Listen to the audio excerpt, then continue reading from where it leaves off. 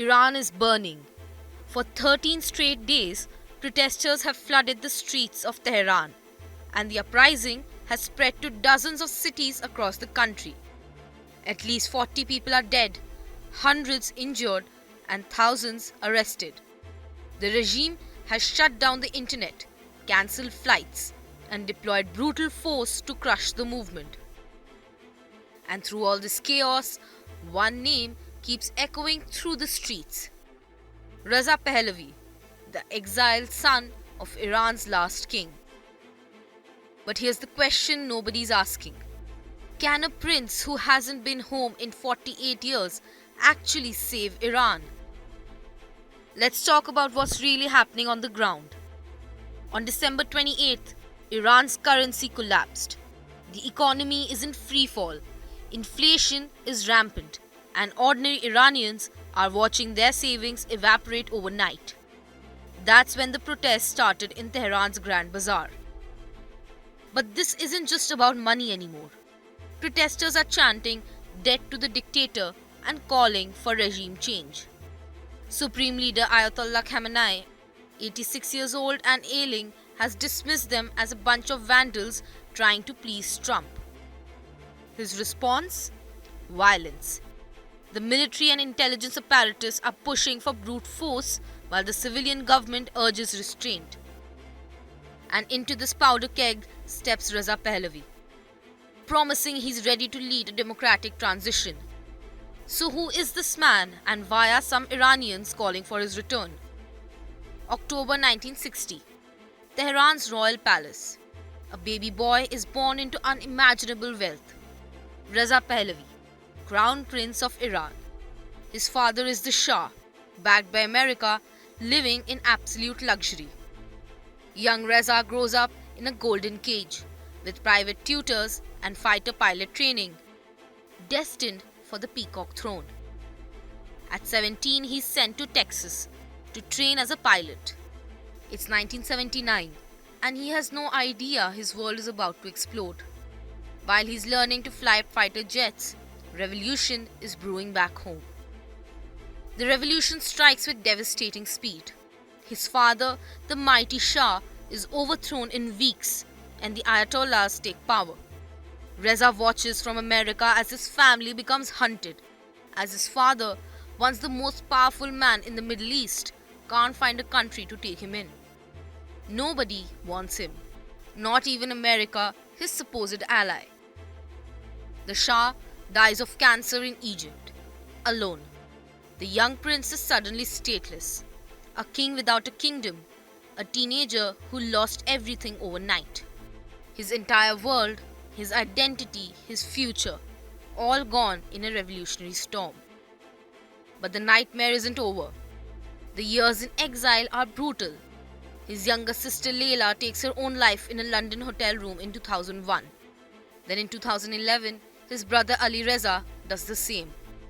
2 suicides, 2 family members gone, and the Pahlavi dynasty is bleeding out in exile. Reza becomes the last hope of a broken family. He settles in suburban Washington, D.C., marries an Iranian-American lawyer named Yasmin, and raises 3 daughters, Noor, Iman, and Farah. He lives quietly, frequenting local coffee shops without bodyguards, just another exile nursing old wounds and faded dreams. For decades, most people thought the Pahlavi story was over, finished, a dynasty consigned to history books. But Reza never stopped believing.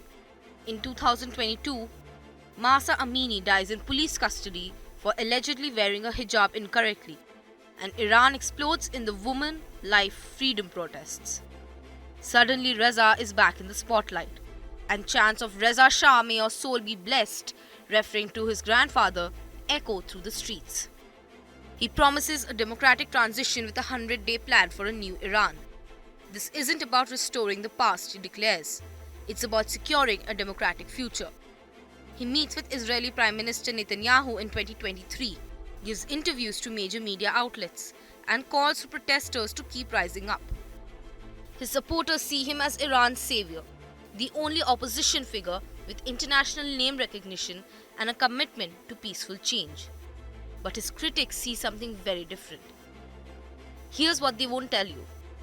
Reza has no meaningful organization inside Iran, no substantial funding, and no ground game. He has been gone for 48 years, longer than the Islamic Republic has existed. He's literally a stranger in his own country. And remember his family's legacy? The brutal Savak secret police that tortured dissidents, the disappeared activists, the censorship, and the grotesque inequality and corruption that marked the 1979 revolution in the first place. Many Iranians over 50 remember all of this because they lived it. They participated in the revolution that overthrew his father. When Reza met with Netanyahu in 2023, he handed the regime a propaganda gift. Now they can show protesters as tools of Israel and America, as foreign agents trying to restore a discredited monarchy. Even Nobel Peace Prize winner Narges Mohammadi, a leading Iranian dissident, has called Pahlavi's movement the opposition against the opposition. And listen to what protesters are actually chanting. Neither Shah nor clergy. They don't want the Ayatollah, but they don't want the prince either. So can Reza Pahlavi actually save Iran? The answer is brutally simple. No. Iran doesn't need a prince in Washington making promises he can't keep. It needs Iranians in Tehran making history. If the Islamic Republic falls, it will be because people inside Iran organized, mobilized, and compelled elements of the security forces to switch sides. Not because an exiled royal with a famous last name returned after 5 decades. The Pahlavi dream is powerful and seductive. The nostalgia for pre-revolutionary stability, for a time before the Ayatollahs, is real for some Iranians. But dreams don't overthrow dictators. People do. And right now, on the streets of Tehran and dozens of other cities, it's the people fighting, not the prince. It's their revolution to win or lose, not his. With Debangna Datta, Bureau Report, India Today Global.